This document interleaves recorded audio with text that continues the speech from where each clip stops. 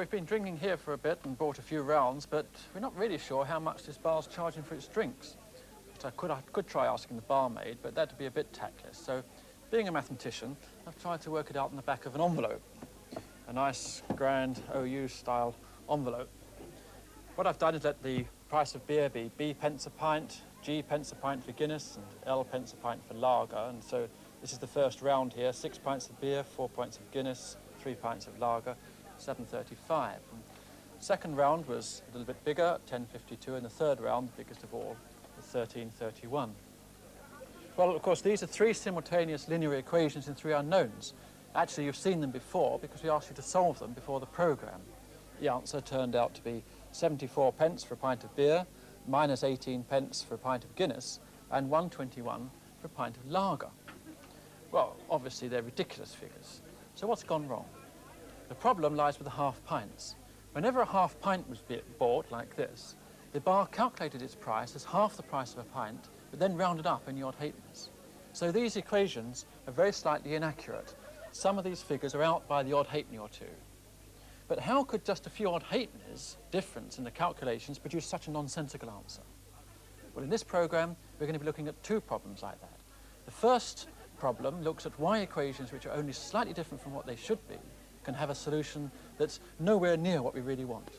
That's called ill conditioning. In the second half of the program, we look at another similar problem, but this involves equations that aren't ill-conditioned, but the method of solution induces ill conditioning. And so once again, you get an answer that's nowhere near correct. Well, the usual thing to do in an unknown situation like this is to look at something similar first. So let's look at 2 equations in 2 unknowns. The solution of this pair of equations is x equals 3, y equals 2. You can check that just by substituting the values in the equations. Well, that's fine while we've got exact equations and we can find an exact solution. But we're interested in what happens when these figures are not quite accurate, when the equations aren't really the ones we should be dealing with. To get a little insight into the problem, we're going to look at this pair of equations geometrically, and we can plot them. X plus y equals 5 is a straight line with gradient minus 1 and constant 5. Similarly, x minus 2y equals minus 1 is another straight line.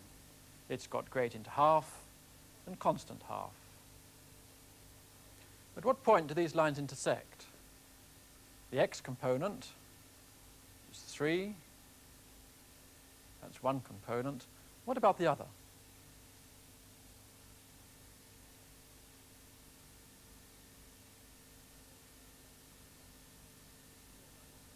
So the lines intersect at the point with coordinates x equals 3 and y equals 2. So this is the graphical representation of the pair of equations. So geometrically, what we're finding is the point of intersection of 2 straight lines. But our problem at the bar, with the price of beer and Guinness and lager, was because the equations were slightly different from what they should be. But their solution was a long way from being right.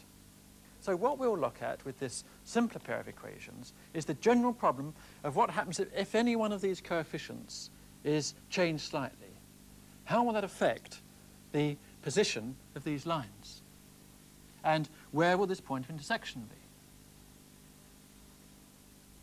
So what Norman has shown us is that a pair of simultaneous linear equations in 2 unknowns can be represented graphically as a pair of straight lines, and that their solution corresponds to the point of intersection.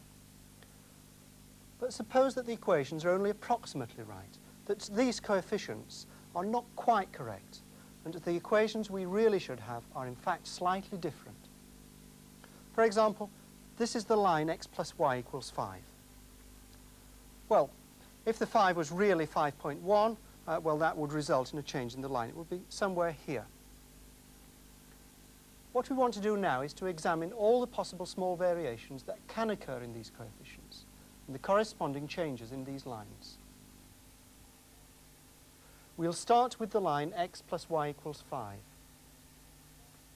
We'll be looking at small changes in this line, so we'll have to move in closer.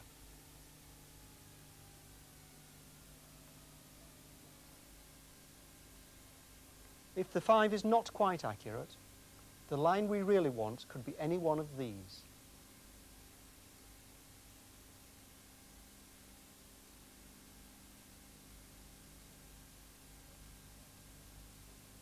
Similarly, if the coefficient of x is not quite 1,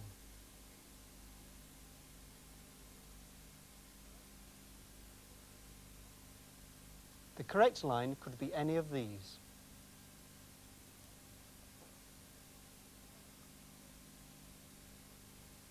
We now add these variations in the x coefficient with the changes in the 5.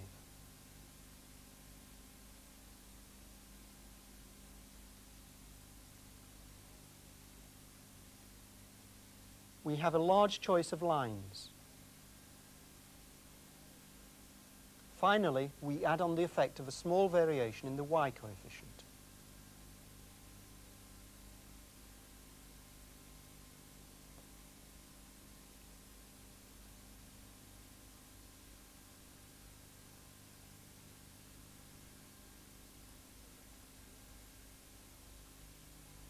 So the line we really want could be anywhere within this area. What we have discovered is that if we know that the equation x plus y equals 5 is nearly correct, then the correct line lies somewhere in this region.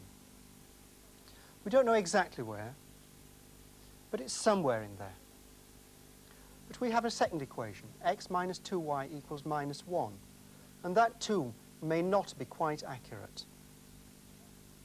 From the equation x minus 2y equals minus 1, we plot a straight line. But if the coefficients are not quite accurate, the line we really want lies in a region about this line. So the point of intersection of the correct lines is somewhere in the region where the two shaded areas overlap. So, if these two equations are only approximately correct, even though x equals 3 and y equals 2 is the exact solution of these equations, we wouldn't expect it to be the exact solution of the problem. But it wouldn't be far away in this case. The point of intersection, the correct solution, lies somewhere in this small area here. So the true value of x is 3 plus or minus this small amount. And the value of y, well, that's 2 plus or minus this small amount. So, small changes in the coefficients of the equations result in small changes in the solution. But unfortunately, that's not always the case. Look at this pair of equations. You can plot their graphs.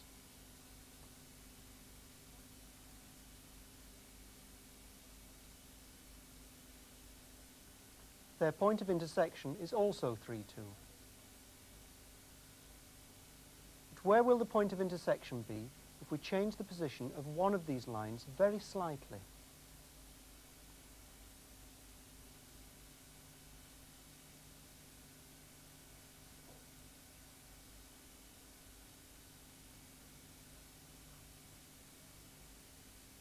The point of intersection moves a long way, even though the line changed its position only a small amount.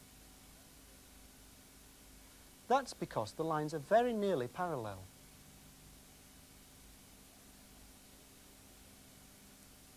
Now combine all the possible variations that can occur in both lines.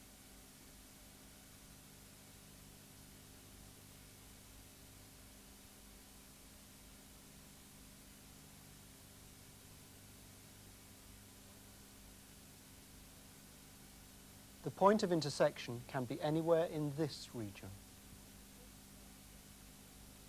So, if this pair of equations is only slightly inaccurate, the answer you really want need not be anywhere near 3, 2. The point of intersection of the true lines could be anywhere in this region. So x could be anything from minus 2 to 7, and y could be minus 1 to 5. So the correct answer need not be anywhere close to 3, 2, and that's called ill conditioning. A small inaccuracy in the coefficients produces a large inaccuracy in the answer.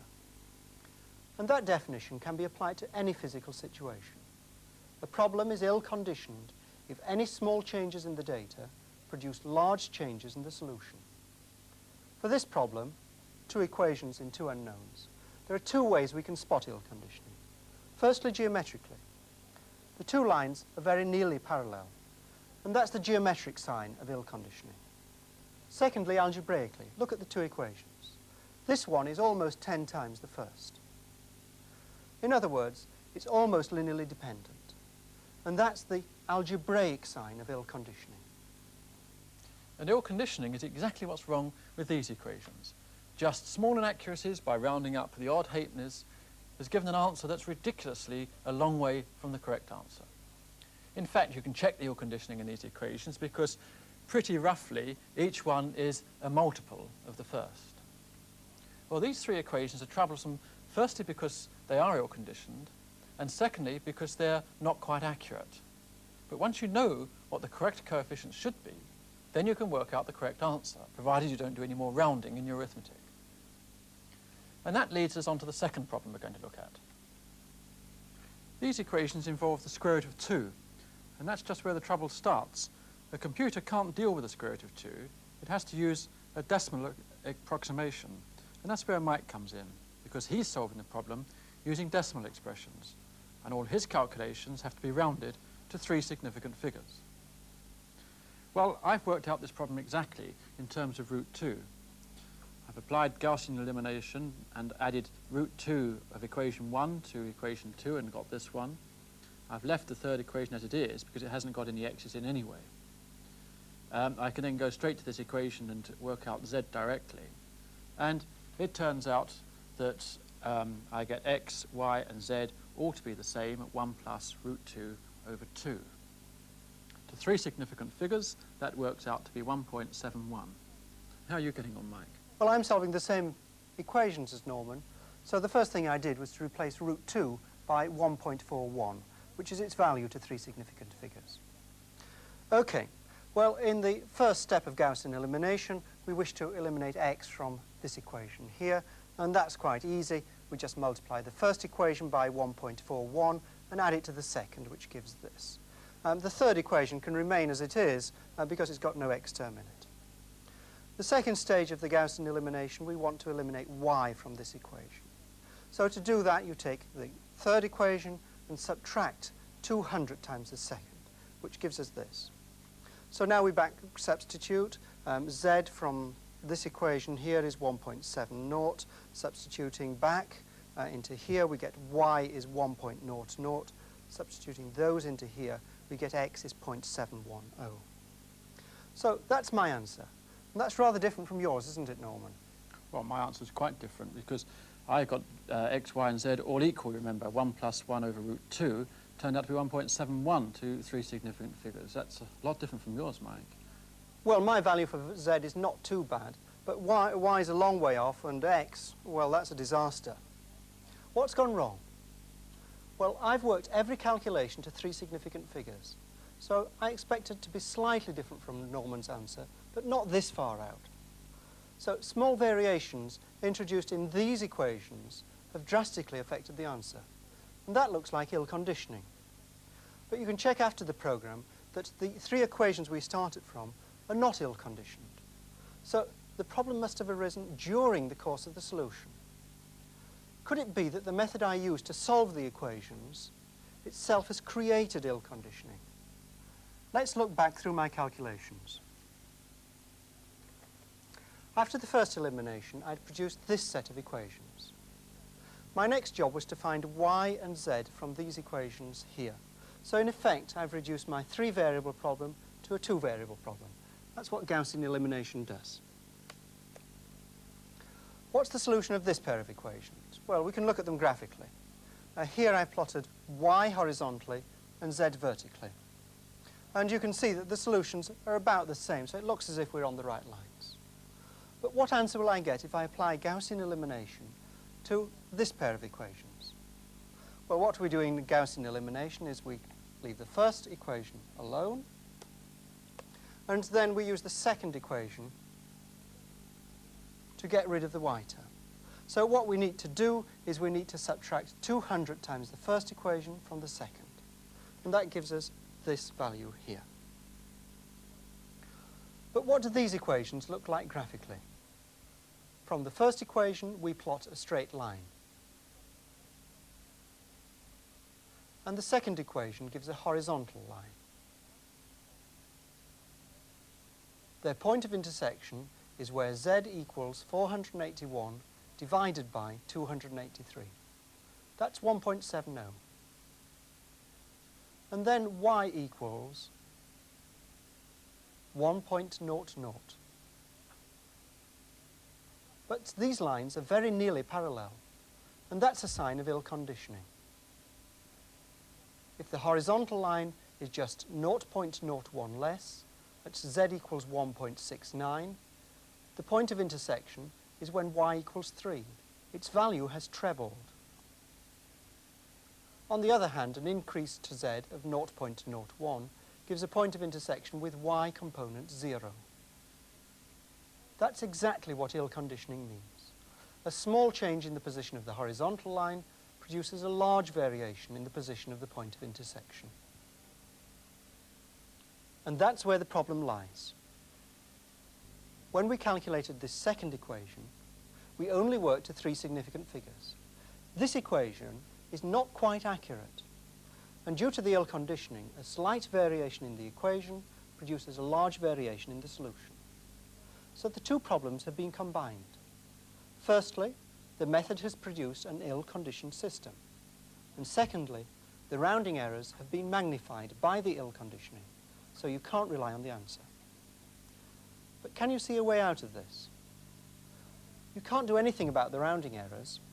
However accurately you work, there'll always be some when you're using decimal numbers.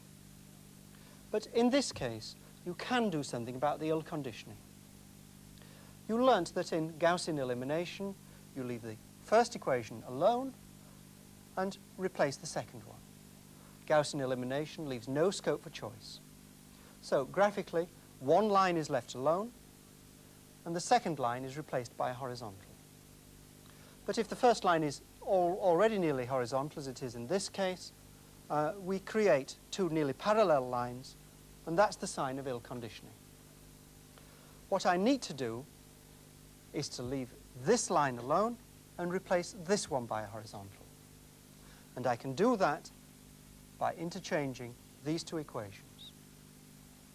And that's just what I've done here. I've changed the order of the two equations. I've put the second equation on top. And then, applying Gaussian elimination, I subtract from the second equation 1/200th of the first equation and get a new system. And this new system is not ill-conditioned. And you can see that just by looking at their graphs. And the solution of these equations turns out to be y equals 1.7, z equals 1.7, which is pretty close to what they should be. So the rounding errors haven't become significant. The process of partial pivoting, then, is a method of organizing the equations to avoid as far as possible introducing ill conditioning where there wasn't any to start with. Basically, it means choosing which equation is going to be put first and which ones are going to have the coefficients of their first variable eliminated. If there are only two equations in two unknowns, then the solution's easy. You just pick the equation to go first whose graph is furthest from the horizontal. But if there are more equations in more unknowns, then looking at graphs just isn't possible. We've got to find an algebraic property of the equations. Look at this first coefficient. For equations like this, the larger this first coefficient, the steeper is the line. If this coefficient is large and negative, then the line will steep down the other way. If this first coefficient is very small, like this, then you get lines which are very near horizontal. And they're the ones to avoid. So what you do is to run down the relevant column and you look for the coefficient which is largest numerical value, either large positive or large negative. You fish that one out and you put that equation first. And that largest coefficient is called the pivot. So that's the process of partial pivoting, and it can be generalized to a system with more equations in more unknowns.